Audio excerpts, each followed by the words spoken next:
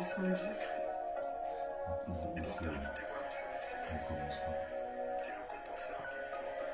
Shalom, shalom, shalom à ceux qui sont là, shalom, partagez, bien-aimés, shalom, soyez bénis, partagez.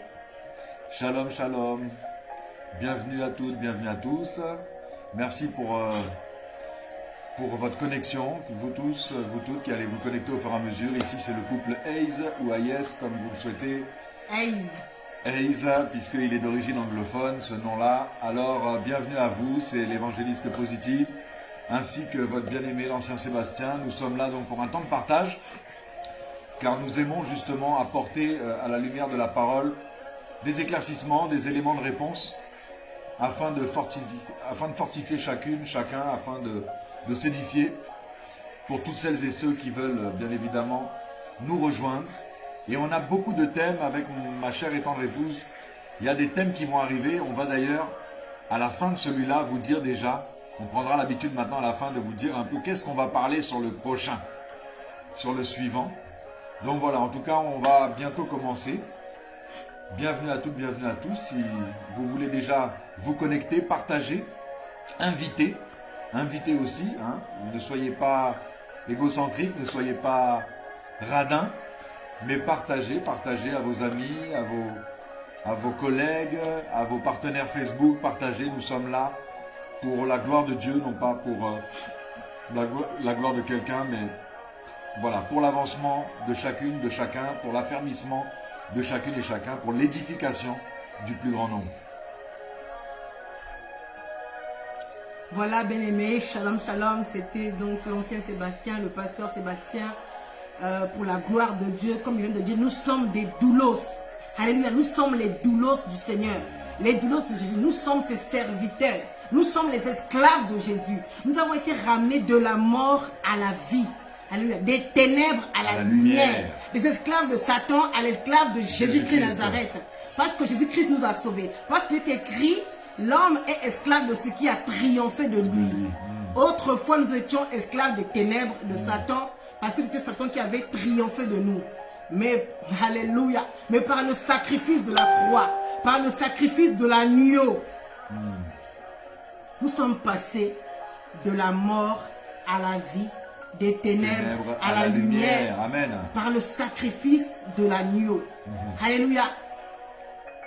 Par la désobéissance d'un seul homme, Adam, nous avons été voués à la géhenne par l'obéissance d'un seul homme. De même, par l'obéissance d'un seul homme, nous sommes sauvés. Nous avons été gagnés. Nous avons bénéficié de la vie éternelle. Donc, nous sommes les doulos du Seigneur. Si nous sommes là ce soir, ce n'est pas parce que nous nous ennuyons dans notre vie, ce n'est pas parce que nous n'avons rien à faire, mais si nous sommes là ce soir, c'est parce que, alléluia, nous avons été sauvés pour sauver. Amen, amen. Nous avons été sauvés par le Seigneur pour sauver à d'autres. Nous sommes condamnés à proclamer la vérité. Jésus-Christ est mort pour toi et moi, mon frère. Il est mort pour mes péchés, il est mort pour tes péchés, il est mort pour les péchés de l'humanité entière. Il n'y a plus aucune condamnation pour ceux qui acceptent le Seigneur. Il n'y a qu'un seul médiateur entre Dieu et les hommes, Jésus-Christ qui est mort pour nous, pour atteindre la vie éternelle, pour avoir accès à la vie éternelle.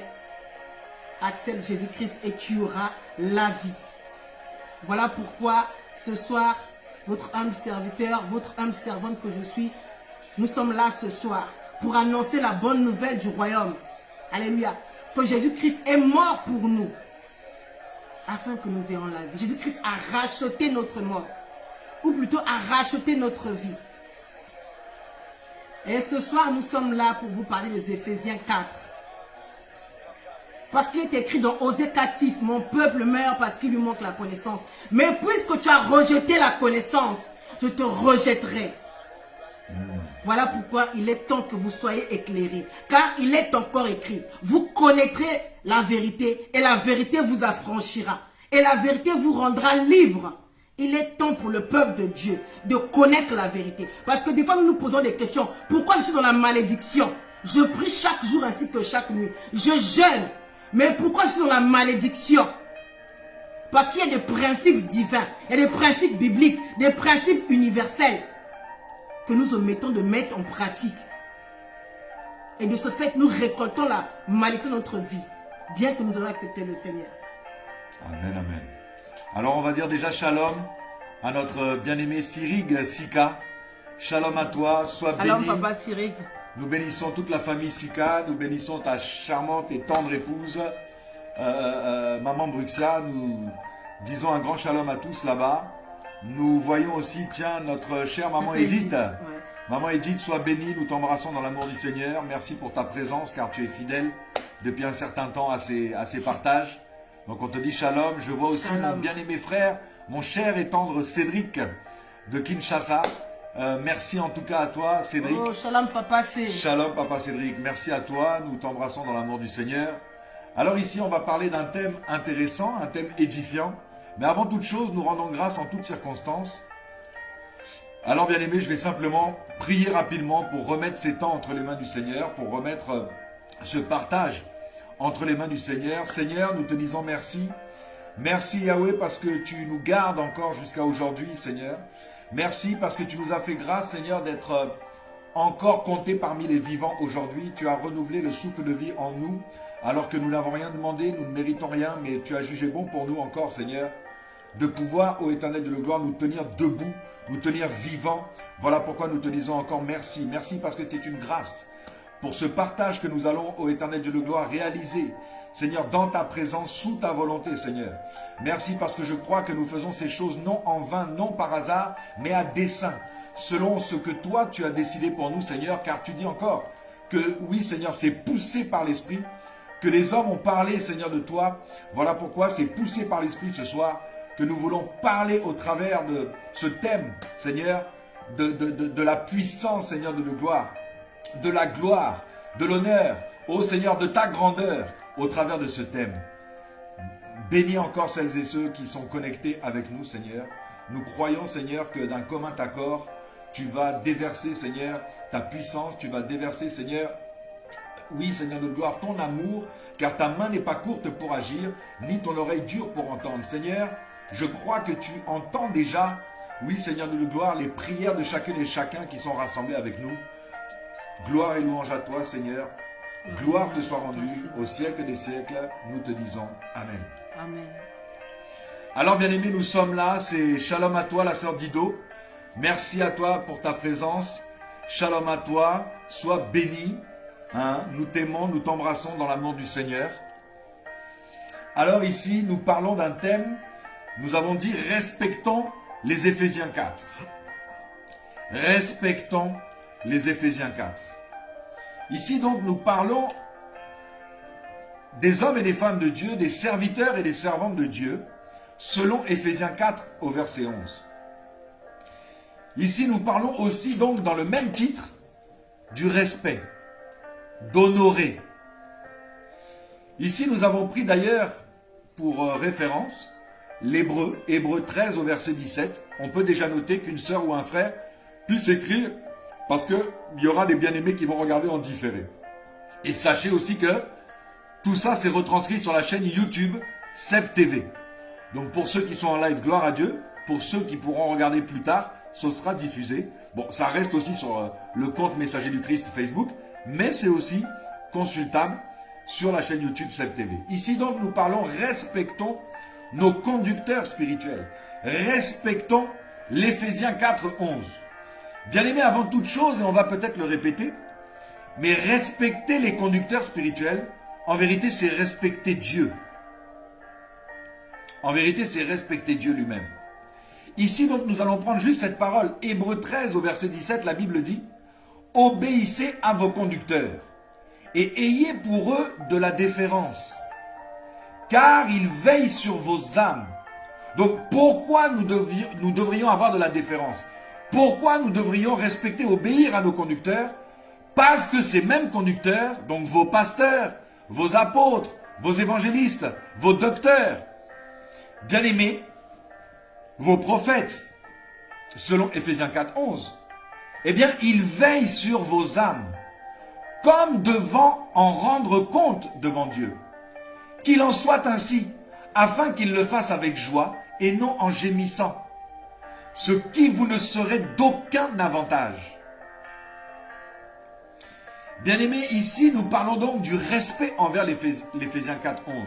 Nous parlons du respect envers les conducteurs spirituels.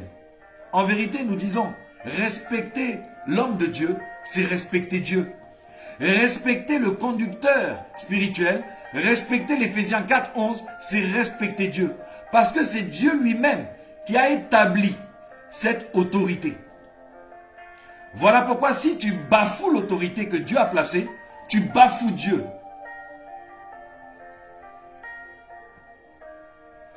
Ici donc nous parlons encore de Matthieu 10 et nous allons rebondir avec ma chère et tendre, l'évangéliste positif. Alléluia.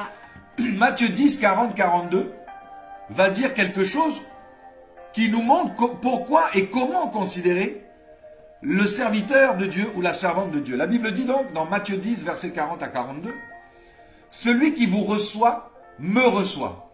Et celui qui me reçoit, reçoit celui qui m'a envoyé. Celui qui reçoit un prophète en qualité de prophète, recevra une récompense de prophète. Et celui qui reçoit un juste en qualité de juste, recevra une récompense de juste. Et quiconque donnera seulement un verre d'eau froide à l'un de ces petits, parce qu'il est mon disciple, je vous le dis en vérité, il ne perdra point sa récompense. » Alors je vais laisser l'évangéliste positive continuer dans cette pensée. Alléluia. Comme l'a dit l'ancien Sébastien, le pasteur Sébastien, il écrit dans Matthieu 10, 40 à 42, « Celui qui vous reçoit, me reçoit. » Donc celui qui reçoit l'homme de Dieu, la servante de Dieu, reçoit le Seigneur, reçoit Dieu. En qualité d'homme de Dieu. Alléluia. Celui, voilà. Alléluia. Celui qui vous reçoit, me reçoit. Qualité. Et celui qui me reçoit, reçoit celui qui m'a envoyé. Alléluia. Donc celui qui reçoit l'homme de Dieu, reçoit Jésus. Et celui qui reçoit Jésus, reçoit celui qui a envoyé Jésus. Donc reçoit le Père. Celui qui reçoit l'homme de Dieu, reçoit le Fils. Et celui qui reçoit le Fils, reçoit le Père. Amen, amen. Alléluia. Amen. Celui qui reçoit un prophète en qualité de prophète recevra une récompense de prophète. Et celui qui reçoit un juste en qualité de juste recevra une récompense de juste. Et quiconque donnera seulement un verre d'eau froide à l'un de ses petits, parce qu'il est mon disciple, je vous le dis en vérité, il ne perdra, point sa récompense. Alléluia. Donc celui qui reçoit un prophète en qualité de prophète. En qualité de prophète. Donc il faut que tu considères son ministère de prophétie. Alléluia. Et là tu recevras ta part. Alléluia. Bien aimé, ce verset, j'aime beaucoup ce passage parce qu'il rejoint un passage que j'aime beaucoup, un autre passage que j'aime beaucoup dans la Bible. Le passage de la femme qui se ferait la perte de sang. Je sais que ma grande sœur, si elle est là ce soir, elle va dire, mais Noura, tu ne passes ton temps à parler de ce passage, pourquoi? Effectivement, alléluia, j'aime la parole. La parole s'explique par la parole. Oh, qu'est-ce que j'aime la parole. Bien aimé, la parole s'explique par la parole. La parole ne se contredit pas, elle se complète. Alléluia. J'aime beaucoup ce passage parce que ce passage me rappelle un autre passage. La femme qui souffre de la perte de sang. La Bible nous dit que Jésus-Christ ce jour-là allait dans la maison de Jairus. Prier pour la fille de Jairus qui était malade. Malade à la mort, malade à l'agonie. Voilà Jésus qui se dit, je vais dans la maison de Jairus sauver la fille de Jairus. Mais il y a une femme qui avait entendu parler de Jésus. Qui avait entendu dire qu'il y a un certain Jésus là. Hey, quand tu te touches, tu guéris. Il y a un certain Jésus là. Avec lui, les aveugles voient, les sourds entendent, les muets parlent. Elle avait entendu parler de ce Jésus. Elle n'avait jamais vu à l'œuvre, mais elle avait juste entendu parler. Elle a eu foi en ce Jésus. Elle a dit, cette femme avait souffert pendant 12 ans dans les mains des médecins. Elle avait utilisé beaucoup d'argent, toute sa fortune dans les mains des médecins. Elle n'avait trouvé aucune solution, aucune récompense. Elle a dit, cet homme, voici cet homme-là, qui délivre les fous, qui guérit les malades, certainement, assurément, s'il me voit ou si je le vois, si je le rencontre, il va se passer quelque chose. Mais c'est la foi de cette femme qui a sauvé cette femme. Elle s'est dit en elle-même, elle n'a pas dit à quelqu'un, elle n'a pas dit à son père, à sa mère, à son frère, à sa soeur, ni à sa voisine. La Bible nous dit qu'elle s'est dit en elle-même. Si seulement je touche le point de sa robe, je serai guéri. Bien aimé, en réalité, le miracle ne dépend pas de la personne qui va faire ce miracle. Ou du prédicateur, ou du prophète, ou du pasteur de l'apôtre, du docteur des Éphésiens. Ce miracle va dépendre de toi. Si tu reçois le prophète en qualité de prophète, tu recevras la récompense du prophète. Mais si tu reçois le prophète comme ah, mais c'est ma soeur, mais c'est ma pote, on a été ensemble à l'école. Bien aimé, la Bible dit encore, nul n'est prophète chez soi. Pourquoi? Parce que Jésus-Christ de Nazareth, qui était le sauveur du monde, qui était le Messie, le Fils de Dieu. Oui. Ceux qui le connaissaient avant, mais c'est le fils de Joseph, c'est le fils du charpentier.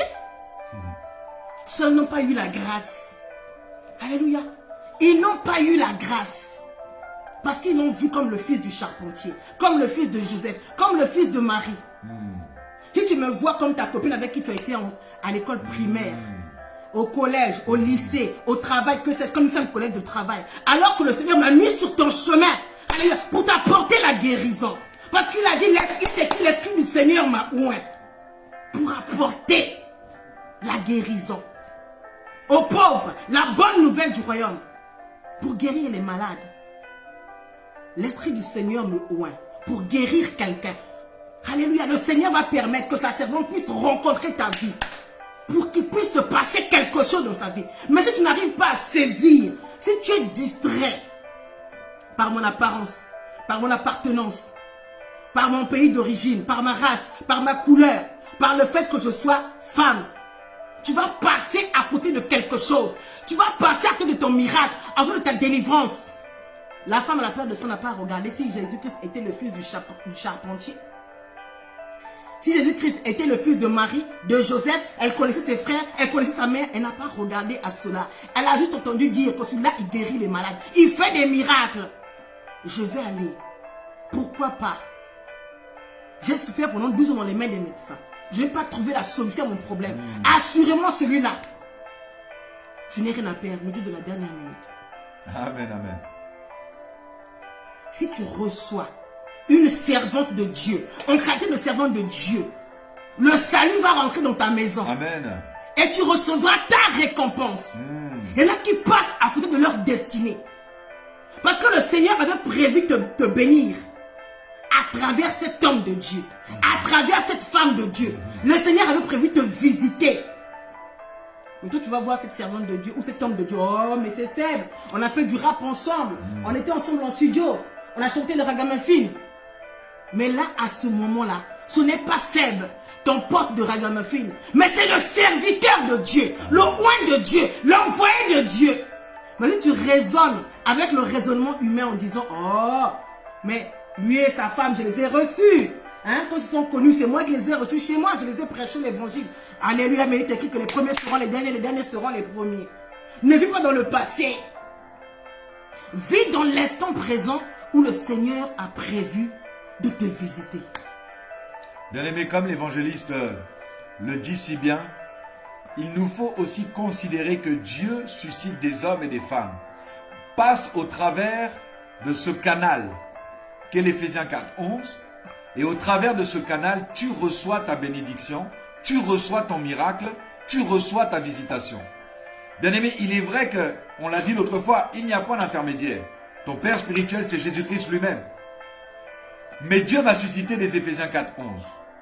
Et nous voulions apporter l'équilibre justement dans le message, parce que, vous savez, le cœur de l'homme est tortueux. Hein, on aime interpréter les choses. Donc autant on a dit qu'on ne voulait plus de vicaire dans cette nouvelle relation avec le Seigneur Jésus-Christ. Il n'y a pas de vicaire, il n'y a pas de papauté, il n'y a pas d'intermédiaire, mais il y a équilibre. C'est-à-dire qu'il y a des encadreurs de la foi, il y a des autorités qui permettent de cadrer la marche chrétienne de ceux-là qui sont des jeunes affermis. Alléluia. Et comme un frère le dit si bien, l'Éphésiens 4:11, il y a en vérité un seul ministère. C'est le ministère de la parole. Alléluia. Il se décline en 5 ministères, mais vous savez, ce n'est pas... Et le problème, c'est que nous, quand je dis nous, les chrétiens, même dans le catholicisme, c'est encore pire, mais même chez nous, les chrétiens évangéliques, nous avons vu le ministère de la parole, comme l'Éphésiens 4:11, comme quelque chose de vertical. C'est de là que nous avons fait comme une chaire podium. C'est de là que nous avons dit ou cru que l'apôtre était peut-être en premier, plus important. Peut-être le pasteur ensuite, en second. Nous avons mis des positions dans les Éphésiens 4:11, dans les ministères.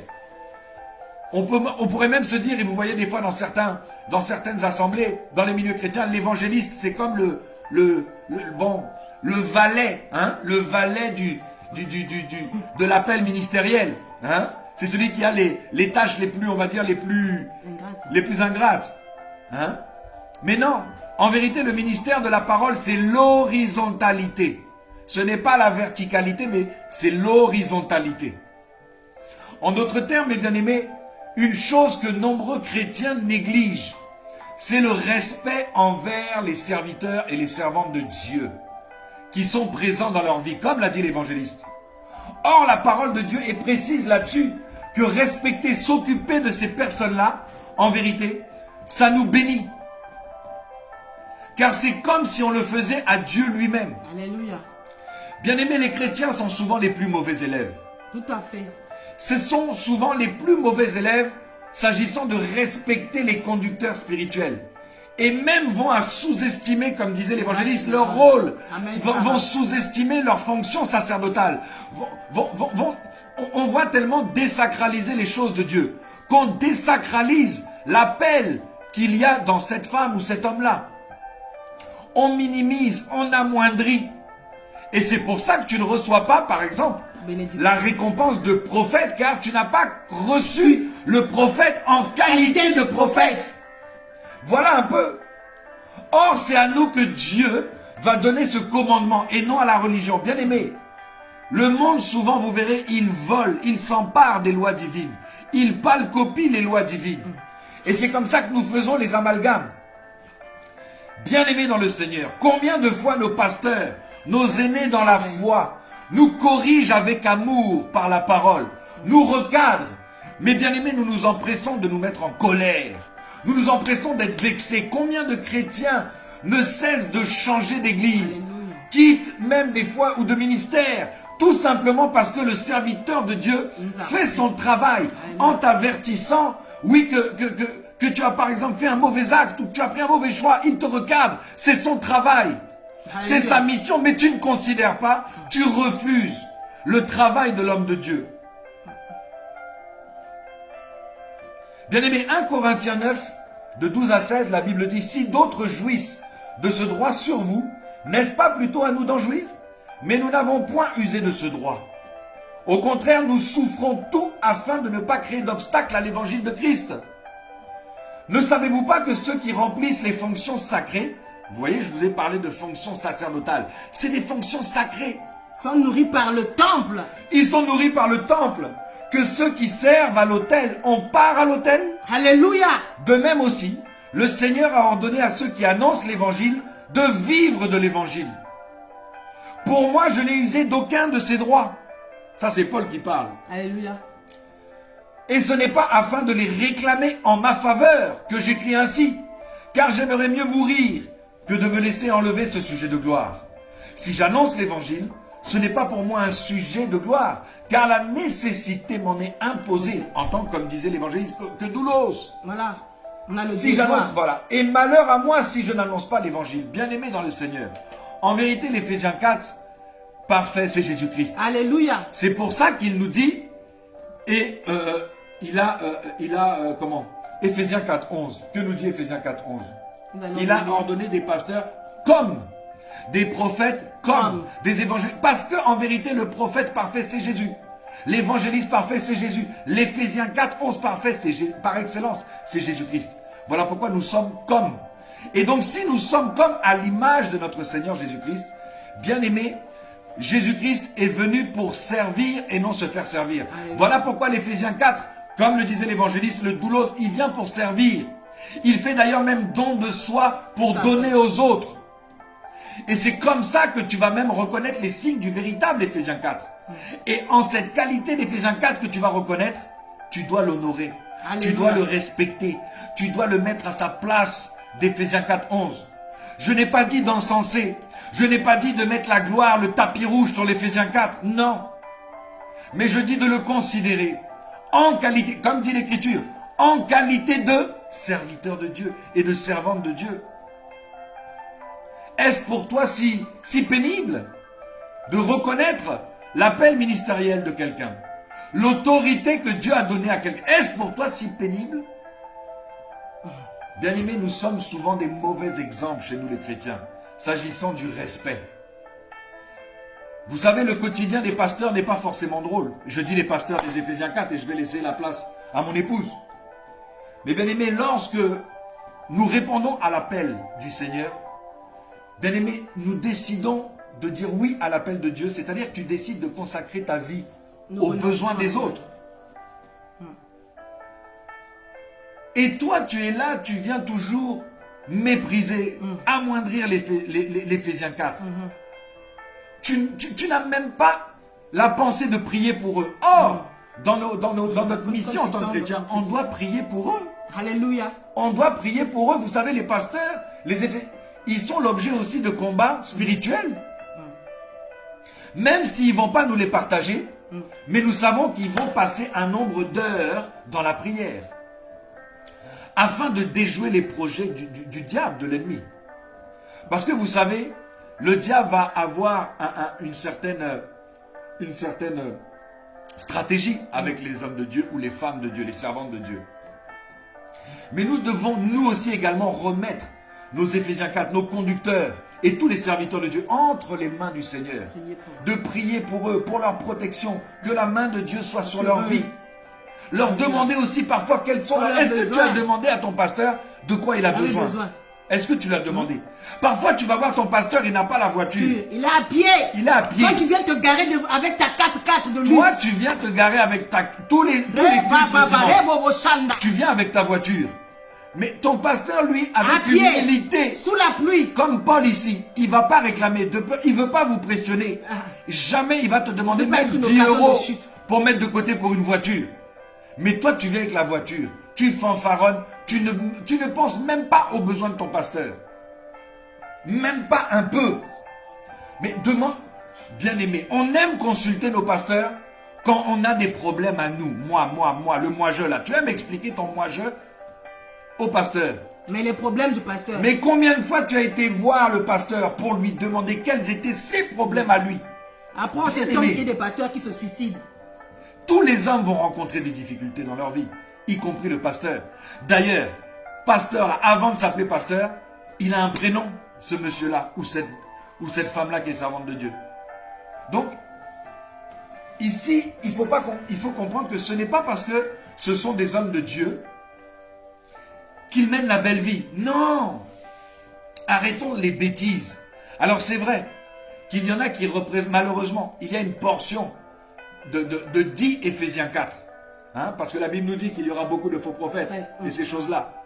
Et malheureusement, c'est eux aussi qui poussent à désacraliser les fonctions sacerdotales. Mais non, quand vous avez la grâce d'avoir un vrai. Mais aidez-le à rester vrai.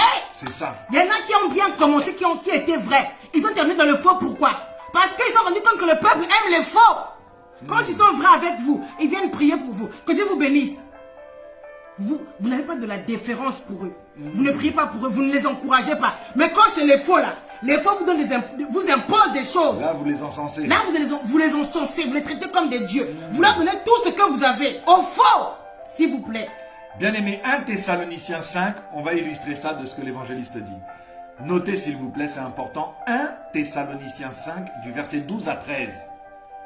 La Bible dit quoi là-bas? Nous vous prions, frères, d'avoir de la considération pour ceux qui travaillent parmi vous, qui vous dirigent dans le Seigneur et qui vous exhortent.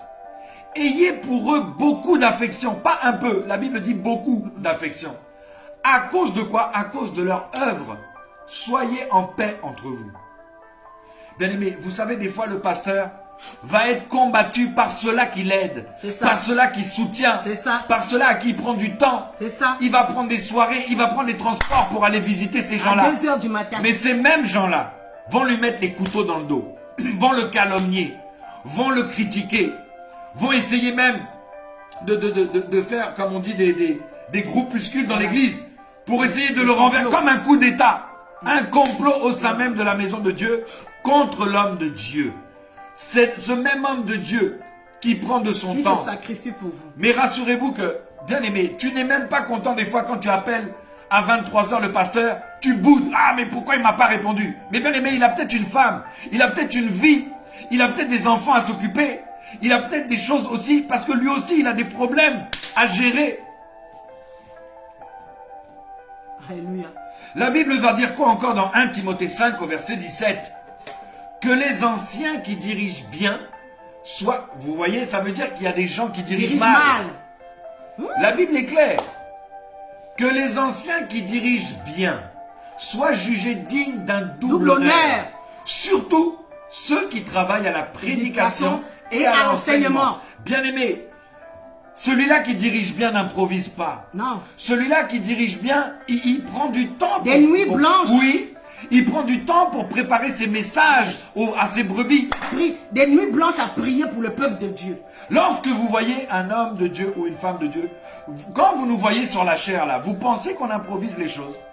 On prend un temps pour se préparer. On prend un temps de jeûne et prière pour dire Seigneur, mais parle-moi, je vais aller dire quoi à ton peuple? Je vais me présenter devant ton peuple, je veux leur dire quoi? Mais Seigneur, parle-moi des jeûnes, des prières pour arriver devant un peuple qui te méprise, qui ne te donne pas le double honneur qui t'est dû.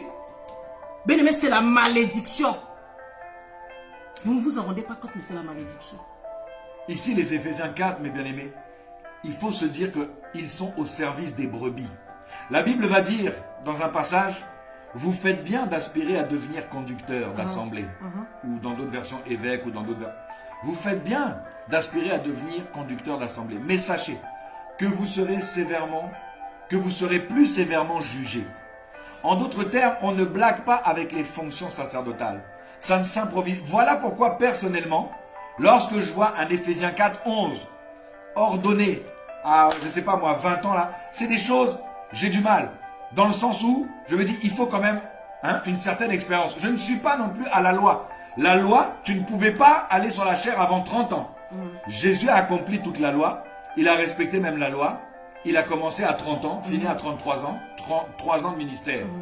Tu ne pouvais pas te lever sur la chair avant 30 ans. Cela ne veut pas dire qu'au temps de la grâce, tu ne peux pas te lever. Bien sûr, on peut se lever. Et d'ailleurs, nous avons, par exemple, à la jeunesse du CEP, des jeunes hommes et des jeunes femmes qui sont appelés à parler au nom du Seigneur. Mais bien aimé, l'appel ministériel doit être complet. Ça ne se brade pas. Ça ne s'improvise pas. Ça ne peut pas s'expérimenter ou se réaliser par des raccourcis. Il faut de la matière. Il faut de la consistance. Comme a dit Sarah, une certaine expérience. Voilà ma soeur Sarah. Il faut une certaine expérience. Donc, bien sûr, il y a la révélation. Mais il y a aussi ce que tu vis. Parce que ce que tu vis, c'est ce que tu vas sûrement être amené à prêcher. Et ce que tu prêches, c'est ce que tu dois être censé vivre aussi. Tu ne peux pas seulement être... Non. Ici, shalom la sœur Chimène. Shalom, oh papa Victor, merci beaucoup.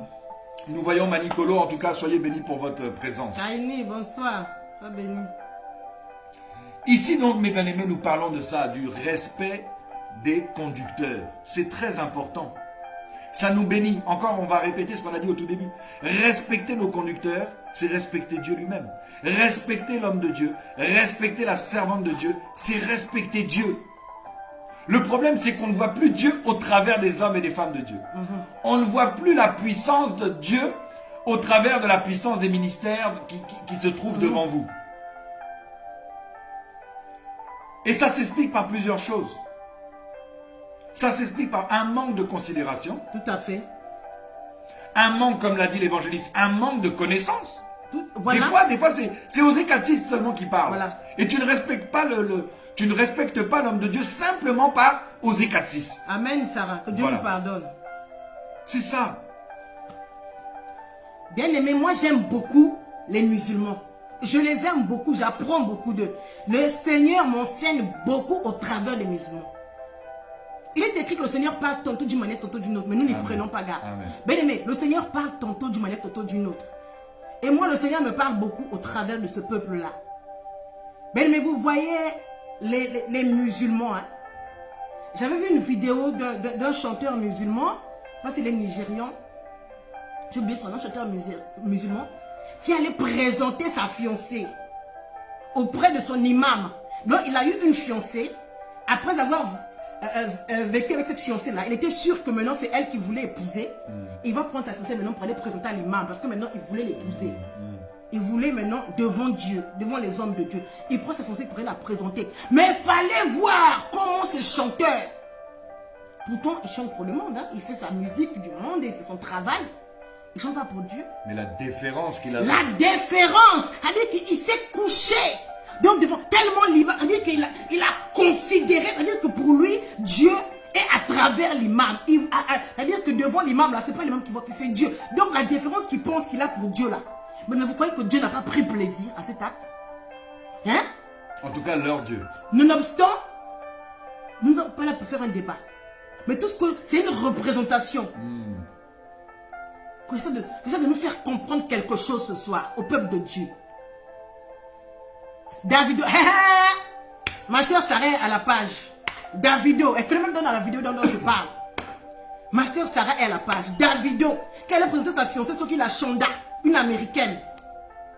Avec des... Bien aimé, c'est-à-dire que le Seigneur m'avait parlé, j'avais été enseigné. J'ai dit, oh Seigneur, pardonne-moi. Toutes les fois que je n'ai pas reçu les hommes de Dieu avec déférence. Tu ne sais pas si tu as reçu un ange. En exerçant l'hospitalité, tu vas recevoir Dieu, tu ne sais pas. Dieu dit encore dans sa parole, tout ce que vous aurez fait au plus petit des miens, c'est à moi que vous l'aurez fait. Amen. Parce qu'il est écrit, j'avais faim, vous m'avez donné à manger. J'avais soif, vous m'avez donné à boire. En prison, vous m'avez visité. À l'hôpital. Et ce jour-là, nous répondrons, mais quand Seigneur, t'avons-nous donné à manger? Mais quand Seigneur, t'avons-nous visité? Tout ce que vous aurez fait au plus petit des miens, c'est à moi que vous l'avez fait. Je crois que c'est dans Matthieu 25, c'est ma mémoire est bonne. Ouais. Je ne sais pas. Si le pasteur Sébastien peut vérifier. J'avais faim, vous m'avez donné à manger. J'avais boire, vous m'avez donné à boire. J'avais soif, vous m'avez donné à boire. En prison, vous m'avez visité. À l'hôpital, vous êtes venu me rendre visite, me voir. Mais quand Seigneur t'a donné à manger, toi tu crois que Dieu va descendre de son trône comme il était déjà descendu à l'époque de Jésus là? Tu crois que Dieu va encore descendre? Tu vois, bonjour, c'est moi Dieu, donne-moi à manger, donne-moi à boire. Et là tu vas dire, Seigneur, Dieu m'a, prends à manger. Non, quand tu donnes quelqu'un à manger qui est dans le besoin, c'est à Dieu que tu donnes. Quelqu'un qui a soif, c'est à Dieu que tu donnes à boire. Quelqu'un qui est dans le besoin, tu l'héberges, c'est Dieu que tu as hébergé. Tout ce que vous aurez fait au plus petit des miens, c'est à moi que vous l'avez fait. Amen, amen. Et en exerçant l'hospitalité, certains ont hébergé des anges de l'éternel. C'est-à-dire que donc, éternel lui-même, Dieu lui-même. Donc, je reviens à ce que je disais. Ce Davido, ce chanteur-là, a allé présenter sa fiancée à son imam parce qu'il était prêt maintenant à l'épouser. Mais il fallait voir la déférence, comment il s'inclinait. Parce que pour lui, c'est-à-dire que c'est comme s'il rentrait dans le temple de Dieu lui-même. Il fallait voir. Il s'est allongé. Il a exigé à sa fiancée, la Shonda aussi. Je ne sais pas si ça s'appelle la Shonda, je me souviens plus très bien. Elle aussi, elle a vu comment son fiancé, c'était elle aussi, elle s'est couchée. Mais comment nous voyons aujourd'hui les enfants de Dieu qui viennent dans la maison de Dieu, dans le temple de Dieu, avec quelle arrogance tu rentres. Dès que tu arrives, moi quand j'arrive, je me fais toute petite, je vais m'asseoir. Mais il faut voir certaines personnes. L'arrogance avec laquelle tu rentres dans la maison du Seigneur. Le pasteur t'appelle. Tu dis, mais pasteur, nous les travailleurs, nous n'avons pas le temps, je suis occupé. On demande pourquoi tu n'es pas venu dimanche, est-ce que tu avais un problème, est-ce que tu étais malade? Le même pasteur qui a prié pour toi pour que tu aies ce fameux travail. Pour que tu aies ce travail. Mais lorsque tu as ce travail, où le pasteur a même jeûné pour ta situation, il t'a accompagné dans certaines démarches. Lorsque tu as maintenant acquis ces choses,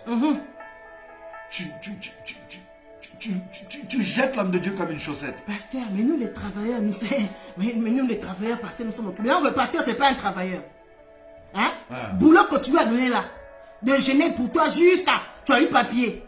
De jeûner pour quoi jusqu'à, tu as eu maison. Comme dit l'évangéliste, on considère ni l'homme de Dieu, ni ses fonctions. Comme on l'a dit tout à l'heure, les fonctions sacerdotales sont désacralisées à un point pas possible. Quand tu devais aller chez le féticheur là, que le féticheur te disait, tu viens à minuit, tu viens nu. Ça c'est trop simple. Viens à minuit ou 2 h du matin. Tu viens avec un poulet blanc. Tu viens habillé en rouge jusqu'au sous-vêtement, tout rouge de rouge. On va aller au cimetière. Tu vas tourner 10 fois devant le cimetière. Tu exécutais. On a vu des gens qui ont couché avec des cadavres. Parce que le féticheur a ordonné. Il a couché avec le cadavre pour avoir du succès. Pour avoir de l'argent. Pour avoir de la gloire. Amour, gloire et beauté. Amen, ma soeur Sarah, que Dieu te bénisse. Le pasteur est en CDI 24 sur 24. H24, le pasteur est en CDI. Et le pasteur t'appelle parce qu'il ne t'a pas vu dimanche, parce qu'il s'inquiète, il te demande pourquoi tu n'es pas venu. Pour prendre tes nouvelles, il fait le suivi. Toi, tu réponds gardement au pasteur. Ah, pasteur, tu sais, nous les travailleurs, on n'a pas le temps. Le pasteur t'appelle pour dire que la salle n'est pas payée. Est-ce qu'il y a de quoi payer la salle? Pasteur, tu sais, nous on a le loyer. Tu as le loyer pour payer ta maison, mais pour le loyer pour payer la maison de Dieu, là, où tu viens t'asseoir tous les dimanches pour frimer avec tes loups-boutins, avec ton sac Louis Vuitton, avec tes nouvelles cheveux brésiliens. Là, tu es capable de mettre des sommes pour ces choses-là. Là, par contre, tu n'es pas à 50 € près. Pour ces choses que l'évangéliste dit, là, tu n'es pas à 50 € près. Tu vois la somme petite. Quand il s'agit d'un sac à main à 200 €, là, il n'y a pas... Mais quand l'homme de Dieu te demande de pouvoir soutenir sans même t'imposer quoi que ce soit, hein? On ne parle pas des charlatans, mais on parle ici des réalités. L'église bâtisse, il y a des besoins. Et quand on te demande même de soutenir un peu, ça devient des grandes sommes. C'est-à-dire, en dehors de l'église, 50 € c'est petit. Mais dans l'église, 50 € c'est grand. C'est lourd. Ça fait la différence. Bien aimé, mon frère, ma soeur, l'église où toi-même tu viens là, les dimanches là, maintenant, à ton avis, ça se paye comment? Le bâtiment là, il va se payer tout seul. Le bâtiment là, il va prendre ses pieds, il va aller se payer chez le bailleur. Et qu'est-ce qu'on attend? On attend encore une fois qui? L'Éphésiens 4. L'homme de Dieu ou la femme de Dieu, sur qui tout repose. Sur qui apparemment c'est des épaules en béton par rapport aux tiennes. Non. Mon frère, ma soeur, le bâtiment là va se payer comment? Le bâtiment là va se payer tout seul. Peinture blanche que tu admires là, tu prends une photo dessus. Check. On voit beaucoup de frères et sœurs en Christ dimanche après le culte. Moi-même aussi, j'en fais partie. Alléluia. On prend les selfies pour mettre sur Facebook, pour mettre sur Instagram. Mais peinture blanche là, ça s'est fait tout seul. Ou bien, peinture blanche là, il faut payer ça. Hein? La moquette là, où tu fais des selfies qu'on voit ton louboutin. La moquette là, ça se nettoie. Ou bien ça se change. Ça s'entretient. Les choses s'usent, il faut l'entretenir. La peinture. Les toilettes qui se cassent. Les lumières qui se cassent. Le parquet. Et l'électricité. L'électricité. Même la lumière, ça il va se payer tout seul. Vous croyez qu'on est en Afrique où le courant part? Ou bien, oui, mais tu viens manger la parole de Dieu. Mais là où tu viens t'asseoir, là, le chef là, qui va payer ça? La chaise, elle va quitter le dépôt, là-bas en Chine. La chaise va prendre le bateau, l'avion. Va venir s'asseoir dans ta salle, la chaise. Ou bien, mon frère, ma soeur, puisque tu as rejeté la connaissance, je te rejetterai. Mais il est écrit aussi dans Agé. Vous construisez vos maisons, mais vous négligez la maison de Dieu. Ah, ça. Vous construisez vos maisons, mais vous négligez la maison de Dieu. Hein? Vous construisez vos maisons. Est-ce que l'Éternel prend part à ça? L'Éternel ne t'interdit pas de construire ta maison. Tu as le droit de construire ta maison. Mais aie un peu le souci des choses de Dieu. En fait, c'est ça notre message. Hein? Parce que l'égocentrisme chez les chrétiens, malheureusement, a pris une place vraiment imposante aujourd'hui. Nous pensons bien plus à nos égos. Nous nous soucions de nos propres, j'ai envie de dire, de nos soucis quotidiens. Mais quand il s'agit, comme le dit l'évangéliste, de la maison de Dieu, mais dans la maison de Dieu, tu vois l'homme de Dieu. Tu vois la servante de Dieu. Alléluia. Et tu vois Dieu. Alléluia. Le problème, c'est qu'on ne considère pas. On ne considère pas cela. Et vous savez combien de fois dans nos pensées, même par notre bouche, nous nous permettons de juger les serviteurs de Dieu. Combien de fois nous allons critiquer les prédications même de nos pasteurs, pensant qu'à leur place, on aurait même pu faire mieux. Sarah soit bénie, AG 1:6. Combien de fois nous murmurons sur combien nos conducteurs spirituels dirigent le ministère, leur manière d'être, leur manière de faire, leur manière de dire, leur manière... On est en train de les épier même. Combien de fois ils subissent même nos colères, nos caprices, nos états d'âme, nos humeurs. Nos humeurs. Hein? Quand Dieu l'envoie pour te corriger, l'homme de Dieu subit des fois des choses pas possibles. Mais il est toujours là, patient. Il use de bonté, de patience à l'image de notre Seigneur Jésus-Christ. Car on nous dit, ayez en vous les sentiments qui étaient en Jésus-Christ. La bonté, la patience. Le doulos, l'homme de Dieu, il a de la bonté, de la patience pour ses brebis. Même les brebis récalcitrantes. Même les brebis capricieuses. Même les brebis qui sont ingérables. Hein? Bien aimé, laisse-moi te dire que les pasteurs, les Éphésiens 4 là, ce sont des fois, comme on dit, les plus petits de ce monde. Comprenez quand je dis ça. Car ils font en vérité, l'Éphésiens 4 c'est un travail comme l'a dit, mais c'est un travail d'humilité. Voilà la particularité de ce travail. C'est un travail d'humilité. Donc aux yeux du monde, ils nous voient petits.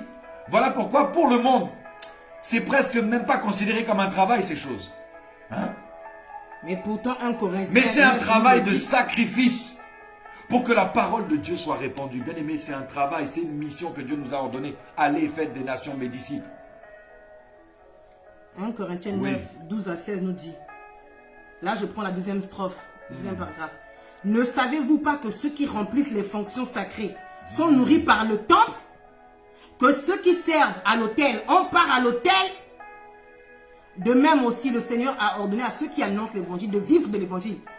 Donc, le Seigneur a ordonné à ceux qui annoncent l'évangile de vivre de l'évangile. Ben, mais j'étais à un deuil il y a quelques mois. J'ai une de mes bien-aimées que j'aime beaucoup, maman Chacha, du côté des frères, que Dieu la bénisse. On était à ce deuil à Mantes-la-Jolie. Et il y avait un débat, comme quoi les hommes de Dieu, ils se font un salaire. Mais c'est la parole qui le dit, alléluia. C'est la parole. Après, la subtilité, mes bien-aimés, c'est effectivement, comme on l'a lu tout à l'heure avec Paul, on n'impose pas, bien évidemment, on ne met pas sous pression. Par exemple, je donne un exemple. Si un pasteur, un conducteur d'assemblée, déjà a du mal avec les besoins premiers que sont le loyer, comme on a dit là, l'électricité, les besoins premiers, hein? Mais tu viens encore, même là où il y a du mal à payer ça, tu viens encore spolier, si on peut dire, spolier un salaire. Et combien? Et on en a vu d'ailleurs. Moi-même, j'ai été, par exemple, responsable de caisse dans des assemblées. Donc, les responsables de caisse, on voit des choses. Hein? Mais vous savez, c'est ça. C'est-à-dire, ce n'est pas un peu... Mais, c'est scripturaire, comme dit ma chère et tendre. C'est scripturaire, c'est biblique. On n'a pas à culpabiliser de recevoir un salaire de l'évangile par rapport au travail de l'évangile. C'est la Bible qui le dit. Si d'autres jugent ce droit sur vous, n'est-ce pas plutôt à nous d'en jouir? D'autres là, c'est qui? Les charlatans, voilà. Les féticheurs, les magiciens, les gourmands, tout ce que vous voulez, les gourous, les voleurs. Eux, ils vous disent, vous ne rechignez pas. Parce que le gourou t'exige, il t'ordonne. Il ne te donne pas le choix. Le gourou t'exige, il ne te donne pas le choix. Il t'ordonne. Maintenant, bien aimé, je vais rejoindre l'évangéliste positive. Lorsque, par exemple, tu vois ton pasteur ou le serviteur de Dieu, parce qu'il n'y a pas qu'un seul Éphésiens 4 dans l'église. Il peut y avoir plusieurs serviteurs et servantes de Dieu. Lorsque tu vois la personne, peut-être, je ne sais pas, tu te rends compte que tiens, ben, je vois que durant cette période, hein, je ne vois pas tellement de chaussures différentes. Qu'est-ce qui t'empêche de toi-même d'aller acheter, offrir une chaussure à l'homme de Dieu? Hein? Qu'est-ce qui t'en empêche? Pourtant, tu es zélé pour acheter la dernière Nike à 180 €. Ou tu es zélé pour aller acheter, je ne sais pas moi-même, seulement un polo, mais de marque, à 130 €. Un polo à 130 €. Bon. Mais pour acheter même une chaussure qui, je ne sais pas, entre 50 et 100 € à l'homme de Dieu, c'est dur. Tu n'y as même jamais pensé d'ailleurs. Après, effectivement,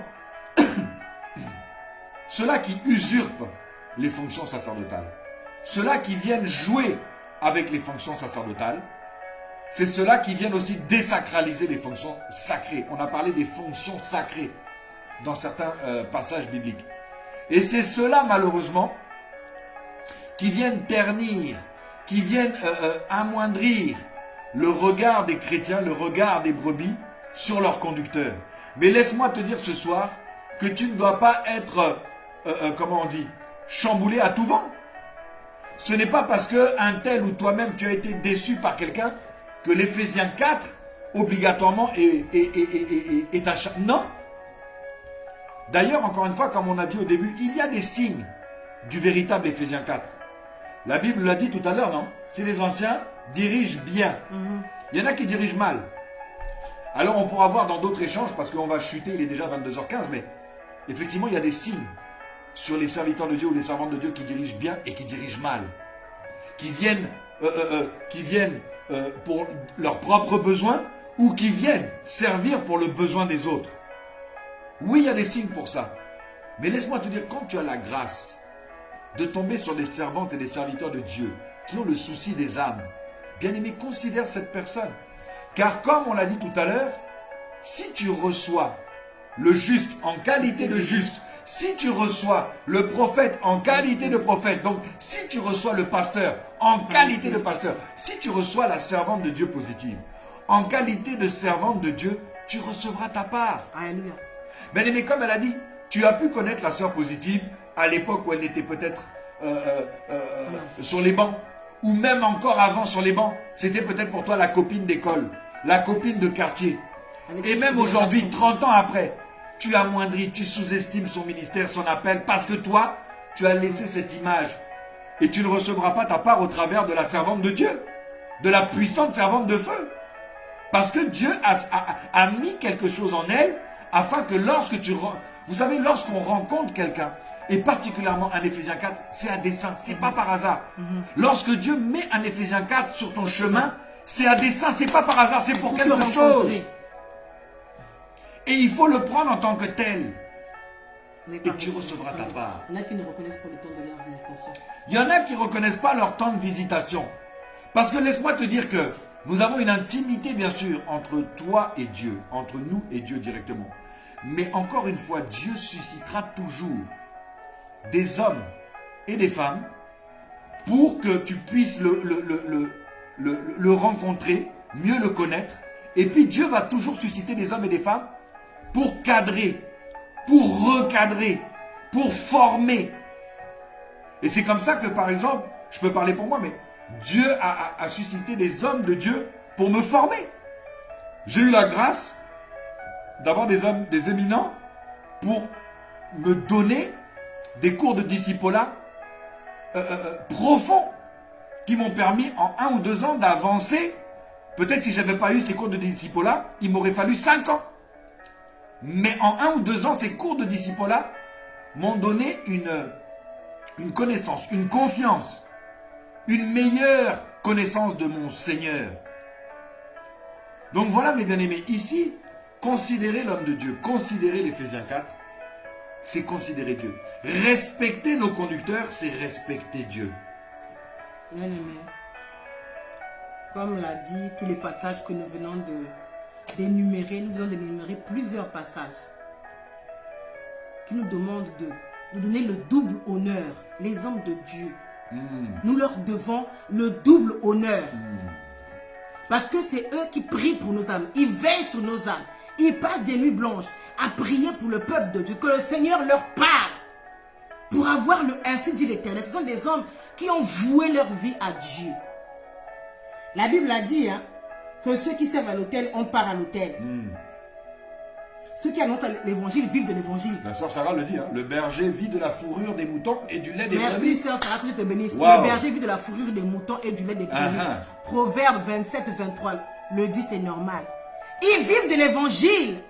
Les féticheurs, vous n'avez aucun scrupule. Alors, vous n'avez aucun problème avec ça. Pour aller donner des féticheurs, le féticheur va te demander tout. Tu vas tout lui donner. Même de coucher, tu vas faire tout ce que le féticheur va te demander. Mais tu vas venir chez l'homme de Dieu. On ne vient pas dans la maison de l'homme de Dieu les mains vides. On ne vient pas dans la maison de l'Éternel les mains vides. On ne vient pas voir l'homme de Dieu les mains vides.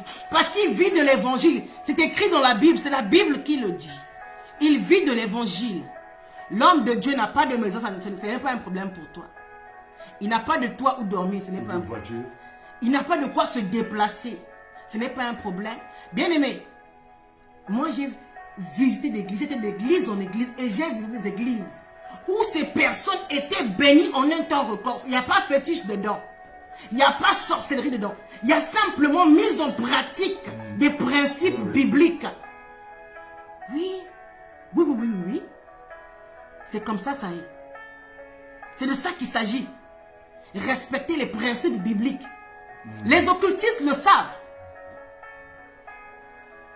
Les occultistes le savent. Bien-aimés, les hommes d'évangile, les hommes de Dieu qui sont à plein temps. D'ailleurs, ils sont censés être à plein temps. À moins que certains te disent non, toi, j'ai encore besoin de toi là-bas. Va continuer de travailler à l'hôpital parce qu'il faut que tu fasses un travail là-bas. Toi, j'ai encore besoin de toi au tribunal. Continue. C'est le Seigneur qui donne l'ordre. Mais quand le Seigneur t'appelle, ce n'est pas à moitié. En général, quand le Seigneur t'appelle, c'est pour que à plein temps tu le serves et que tu vives de l'évangile. Il a dit ceux qui vous recevront, bénissez-les. Mais ceux qui ne vous recevront pas, secouez seulement les pieds et la poussière qui va tomber de leurs chaussures. Cette ville, cette maison sera traitée plus durement que Sodome et Gomorrhe n'a été traitée. Bien aimé, comme je le disais, j'ai visité des églises qui honorent leurs hommes de Dieu. Je suis allé dans des églises où on vient chez l'homme de Dieu, on ramène les courses, on remplit le frigo. Pourquoi l'homme de Dieu va aller marmailler? Il va marmailler pourquoi? Vous remplissez son frigo.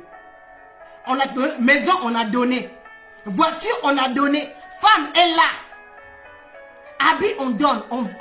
On vêtit l'homme de Dieu. On chausse l'homme de Dieu. Bon, il va aller marmailler quoi encore?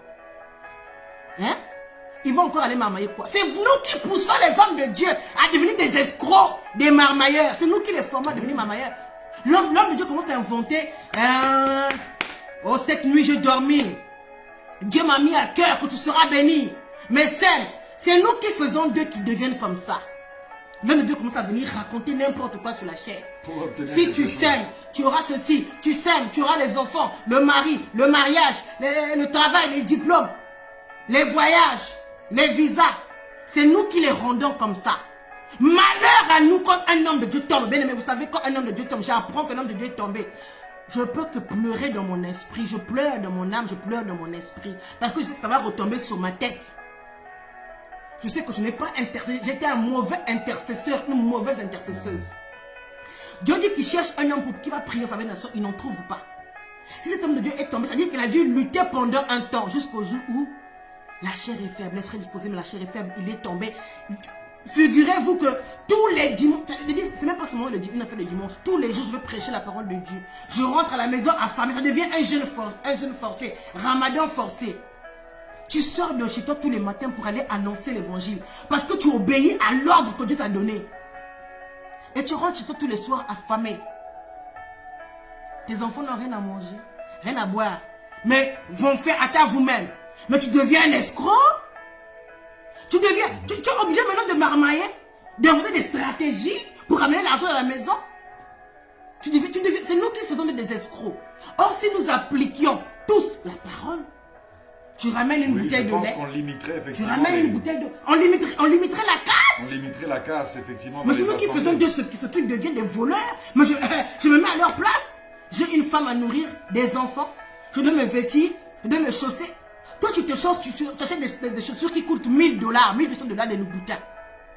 Ma soeur, mon frère, tu as vraiment besoin de ça. Tu pourras acheter une chaussure à 50 €, une pour toi, une pour le pasteur. Un costume à 40 €, une pour toi, une pour le pasteur. Mais ça peut être... Quand tu peux. Voilà, quand tu peux. Ce sont des bénédictions que tu dois accumuler sur ta tête. Des bénédictions. Tu accumules des bénédictions. Romains 13 au verset 1 nous dit que toute personne soit soumise aux autorités supérieures, car il n'y a point d'autorité qui ne vienne de Dieu, et les autorités qui existent ont été instituées de Dieu.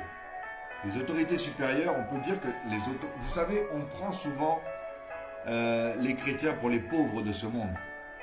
Hein, l'église pauvresse, on n'est pas sur l'argent, mais bien aimé. L'autorité supérieure, l'autorité sacerdotale, c'est une autorité instituée de Dieu. Donc considérons-la.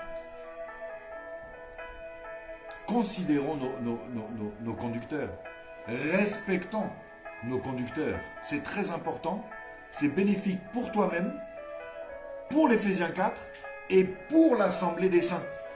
Et pour l'Assemblée des saints. Que Dieu remplisse nos greniers afin que nous puissions bénir les serviteurs de Dieu qui œuvrent. Oui. Alléluia. Oui. Mais vous savez, n'attendons pas non plus que nos greniers soient remplis pour bénir les serviteurs de Dieu. c'est justement comme la parabole du semeur. Dieu va voir que même si tu donnes un billet de 10 € là pour soutenir l'homme de Dieu, que toi tu es au chômage, mais ton cœur t'a quand même poussé à soutenir, même avec un petit peu, au ratio de tes revenus. Mais Dieu voit. Et c'est le geste, comme on dit, c'est le geste qui compte. Si déjà on pouvait pratiquer cette expression, c'est le geste qui compte, oh là là, les serviteurs de Dieu, les servantes de Dieu, effectivement, on limiterait la casse et les dégâts. Merci Sordido pour ce... Bien sûr que Dieu remplisse nos greniers, afin que nous aussi on puisse bénir. Amen. Et pour finir, on va rappeler simplement ça. Si nous considérons la maison de Dieu, nous devons encore considérer le loyer de la maison de Dieu. Parce que la maison de Dieu, c'est aussi pour nous qui sommes encore sur terre une bâtisse, l'église. Où nous venons nous recueillir. Voilà, et donc là, il y a des choses quand même qu'on doit prendre en compte, une notion qu'on doit avoir des automatismes. Si tu t'obliges à payer ton loyer dans ta maison, tu devrais aussi t'obliger à soutenir l'œuvre de Dieu, à participer, ne serait-ce même un peu. Des fois, nous nous efforçons, nous voulons trop nous challenger. Ah, moi, je vais donner tant tous les mois. Mais tu ne peux pas suivre ce que toi-même tu t'es engagé. Alors, sois un peu plus, j'ai envie de dire, sage dans tes engagements, mais tiens-les. C'est là aussi où ta bénédiction t'attend. C'est dans la constance de ton engagement dans l'œuvre de Dieu. Et pour finir aussi, on a parlé, moi-même j'ai parlé dans d'autres partages, de la maison présente comme le siècle présent et de la maison à venir comme le siècle à venir. Comme le siècle à venir.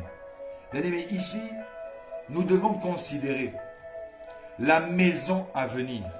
Mais pour préparer la maison à venir, tu dois aussi considérer la maison du Seigneur, qui n'est autre.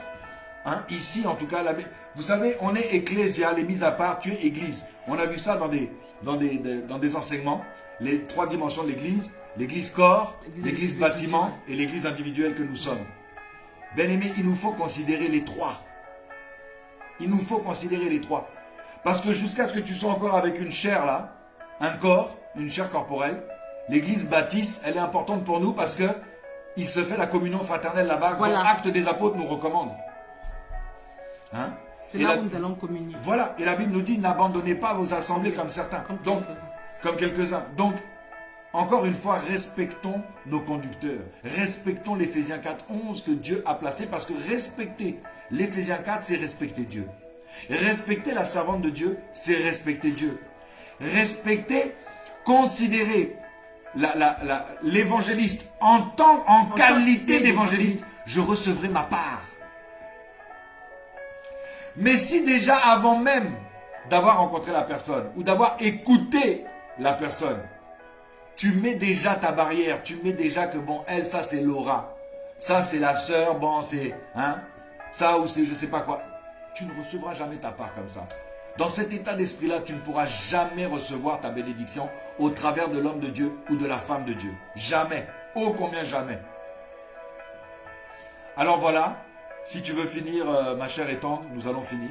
Pour conclure, comme je disais, le bâtiment ne se paye pas tout seul. Il y a un bailleur derrière qu'il faut honorer tous les mois. Ça vous ferait plaisir de venir un dimanche et de voir que le bâtiment est fermé? Vraiment. Parce qu'on n'a pas payé. Tu pourrais faire plaisir aussi à l'homme de Dieu, l'appeler un jour, pas pour dire j'ai des problèmes, homme de Dieu. Combien coûte le loyer? Combien je peux donner? Qu'est-ce que je peux apporter? Est-ce que dans cette église, il y a un département de... Comment ça s'appelle le département de ceux qui payent le loyer? Faire du dos, faire ça. Bon, c'est les départements financiers ou les départements comptables, la caisse, toutes ces choses-là. Il y a une expression là, il y a un mot là. Partenariat financier. Voilà, partenariat. Ouais, ouais. Est-ce que dans cette église, il y a un département de partenariat? Si oui, je veux en faire partie.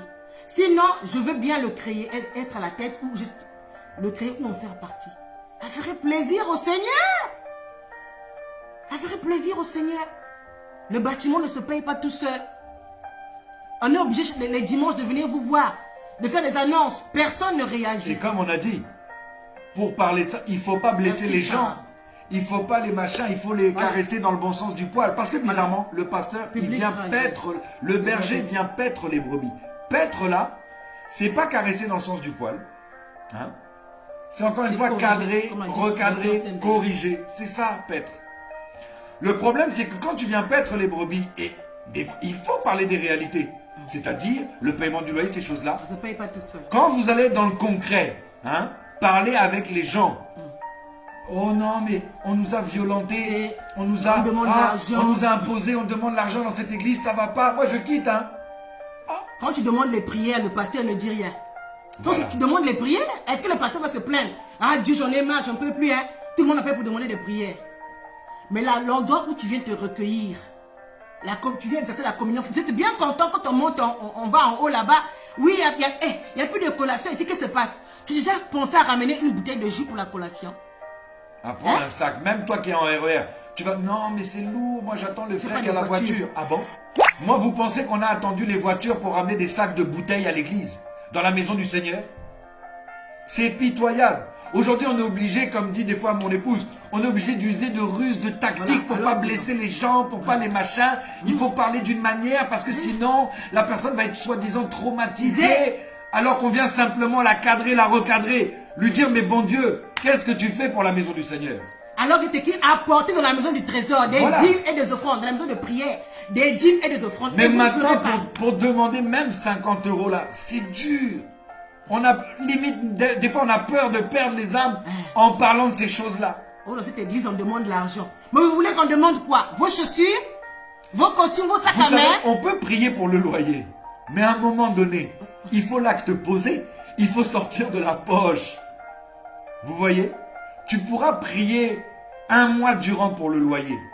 Mais si les cœurs ne sont pas ouverts, s'ils sont endurcis, il faut l'intention de cœur pour sortir le billet. Vous savez, des fois tu as une intention pour sortir, comme on a dit tout à l'heure.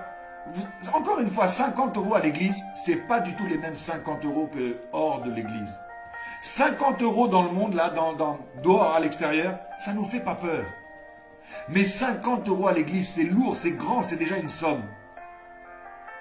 Alors vraiment, revenons à de bons sentiments. Non seulement envers l'Éphésiens 4, mais envers la maison du Seigneur. Envers les choses sacrées de Dieu. On a parlé tout à l'heure des fonctions sacrées. Considérons les fonctions sacrées au travers des Éphésiens 4. Considérez l'Éphésiens 4. Considérez la maison du Seigneur. C'est comme ça aussi que nous serons une église agréable à Dieu. Alléluia. Nous serons une église bénie. Comme je vous disais pour terminer, pour la petite anecdote, la petite histoire. Donc, il y a des pays comme le Nigeria. Ce sont des pays qui sont riches. Où les églises sont riches. Prospères.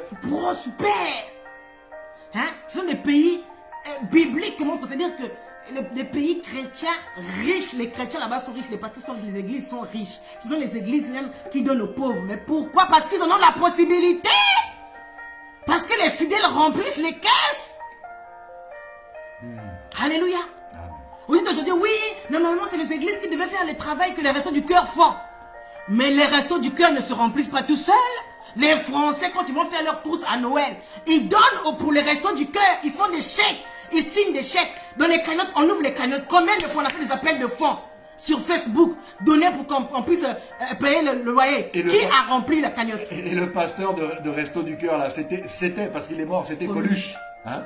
Donc il y en a, ils font les chèques à Resto du Cœur, mais le conducteur de cette association est mort. Il est déjà mort. Il n'existe plus. Mais ils font des dons, ils font des chèques. Et l'abbé Pierre et la mère Teresa, ils ont mis ensemble, ils ont mis sur pied Emmaüs. Mais Emmaüs ne vit pas tout seul. Les Français font des chèques à Emmaüs pour que Emmaüs continue à fonctionner, donc de la nourriture. Comment ça s'appelle? Resto catholique. Le secours catholique. Secours catholique et secours populaire. Les catholiques donnent tous les jours de l'argent. Ils font des virements automatiques. Toi, église chrétienne évangélique, qui passe ton temps à critiquer, à murmurer.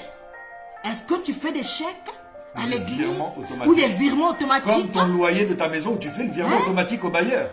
Oui, les catholiques, secours catholiques, eux, ils font des œuvres. Ils donnent la nourriture aux pauvres. Mais parce que ils en ont. Parce que les fidèles du dimanche vont donner tous les dimanches de l'argent. Chez le pape là-bas au Vatican. On donne de l'argent, on vient pas au Vatican les mains libres.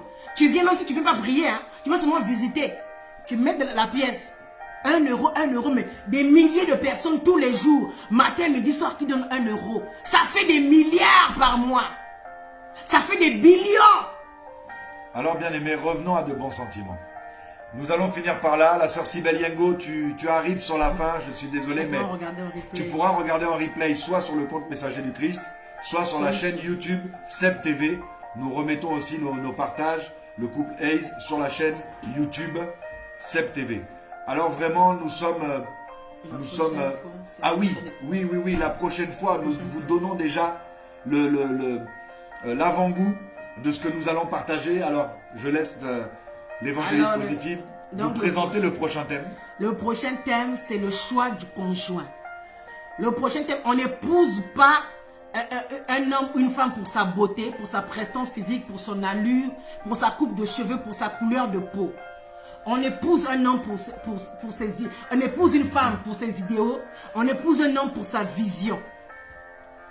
Les grands leaders charismatiques que nous voyons, Malcolm X, comment il s'appelle?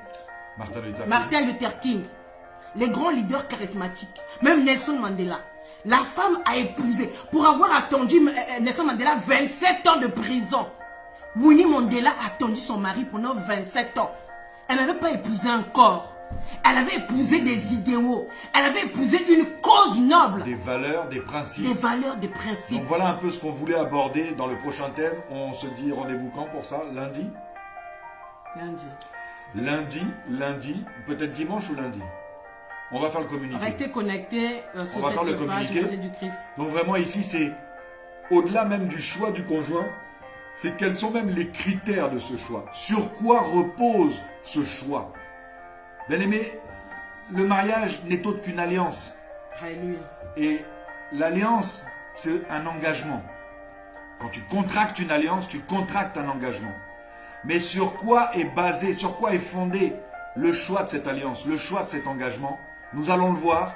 Je pense que ça va faire du bien. Et comme on a déjà partagé, parce qu'en amont, on partage, on prépare avec mon épouse, on a réalisé que une seule fois, ça ne va pas suffire. Il nous faudra peut-être une semaine pour 2-3 interventions et aborder, ratisser ce lourd. Et voilà. Prier aussi pour nous parce que le diable nous combat. Le diable n'aime pas qu'on ouvre les yeux aux enfants de Dieu parce qu'il sait que quand les enfants de Dieu, il dit que vous découvrez la vérité et la vérité vous affranchira. Vous connaîtrez, pardon, oui, vous voyez comment déjà ça commence à venir. Vous connaîtrez la vérité et la vérité vous affranchira et vous rendra libre. Le diable veut vous continuer à rester victime, esclave des ténèbres. Donc priez pour nous parce que nous aussi nous sommes combattus. On devait faire mercredi. Oui. On n'a pas pu le faire mercredi. Nous sommes combattus. Là où le diable, il nous voit là, il va nous combattre. C'est ça. Pour qu'on arrête de travailler. Vous savez, lorsque tu te lèves, le diable va toujours essayer de te faire rasseoir. Mais gloire soit rendue à Dieu si, encore une fois, des hommes et des femmes sont poussés par l'Esprit de Dieu. C'est à dessein. Donc, nous tenons ferme et priez pour nous, effectivement, comme le dit l'évangéliste positif. Alors, vraiment, soyons au rendez-vous. Nous nous donnons rendez-vous soit dimanche, soit lundi, toujours la même heure, 21h. Nous faisons communiquer peut-être dès ce soir, sinon demain ou plus tard. Et vraiment, en tout cas, shalom. Shalom à vous. Merci encore à toi, la sœur Sarah. Tu as été une bénédiction pour nous. Parce que tu as, entre guillemets, en quelque sorte, modéré l'historique. Merci à toi, notre bien-aimé frère Cédric, qui a aussi mis des références bibliques sur notre partage. La sœur Cybèle ne manque pas de regarder le différé. Nous sommes là aussi avec la sœur Jack. La servante Paca aussi était là. Christelle Paca, merci si tu es encore là, sois bénie. Nous t'aimons dans l'amour du Seigneur. Nous voyons aussi Chimène, vraiment une fidèle. La sœur Chimène Zengela, tu es une fidèle parmi les fidèles. Le prophète, en qualité de prophète, nous t'avons reçu. Alors vraiment, sois béni, prophète Nathan Kabea. Nous avons aussi notre frère Fleurissin. Fleurissin, vraiment, sois béni. Merci pour ta fidélité, tu es souvent là. Et nous t'en remercions. Nous voyons aussi notre cher Bishop, depuis que notre Canada. Papa canadien. Ah, c'est notre papa, ça. Oui, d'ailleurs, nous allons sûrement, par la grâce de Dieu, bientôt le revoir. Mais surprise, nous n'en disons pas plus. Notre chère sœur Jack, la sœur Jack qui est notre voisine, si on peut dire. Géographiquement, elle n'est pas loin de chez nous. Et ça, c'est notre fidèle aussi parmi les fidèles. Ma douanière, comme je l'appelle, ça, c'est ma douanière. Ma douanière. C'est elle qui fera le filtre là pour moi quand j'irai voyager. Alors j'ai toujours aussi cette affection pour notre sœur, la sœur Laetitia Ogandaga. Sois richement bénie. Tu salues pour nous tes enfants, ton fils Kevin, qu'il soit béni. Maman Edith soit encore bénie. Maman Sarah, nous voyons la sœur Stella. Stella Batantou, sois bénie, demeure richement bénie pour ta connexion. Guest Tracy. Hein? Voilà, donc il y a plusieurs. Ceux qu'on n'a pas cités, soyez bénis. Et on vous souhaite à tous et toutes une très très bonne soirée dans la paix du Seigneur. Oh, il y a Chrisma Mangofo aussi, Prudencia, Moulamba, vraiment sois béni, merci pour ta connexion. Eliel El KBA, en tout cas la famille KBA, là, il y a eu votre présence, vous étiez en force ce soir, vous avez représenté avec le papa, avec l'ancien, le patriarche. Voilà, en tout cas, bonne soirée dans la présence de Dieu. Ne t'endors pas avec la colère, remets cette colère dans ta prière entre les mains du Seigneur. Ne t'endors pas avec la rancœur, remets cette rancœur dans la prière entre les mains du Seigneur. Ne t'endors pas avec l'orgueil, ne t'endors pas avec l'animosité ce soir, mais sois en paix. Hein, la paix du Seigneur soit sur toi. Vraiment, on vous dit shalom et à plus tard, à très bientôt. Que Dieu vous bénisse.